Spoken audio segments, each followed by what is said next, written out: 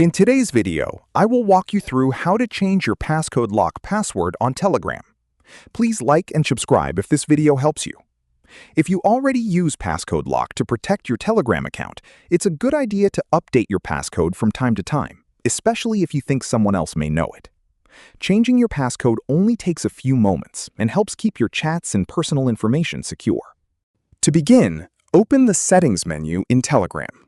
From there, tap on Privacy and Security to access the security settings for your account. Look for the option labeled Passcode Lock. Tap on it. Once inside, click Change Passcode to begin creating a new passcode. Since Passcode Lock is already enabled, Telegram will first ask you to enter your current passcode. Type in your existing passcode to continue. Once your passcode has been verified, Telegram will ask you to enter a new passcode. You may be able to choose between a simple numeric passcode or a longer alphanumeric password. Enter the new passcode you'd like to use. Carefully enter the new passcode you want to use. After that, Telegram will ask you to enter it again to confirm. Make sure both entries match exactly. After confirming it, Telegram will save your new Passcode Lock password immediately. From this point forward, you'll need to use the new passcode whenever Telegram is locked.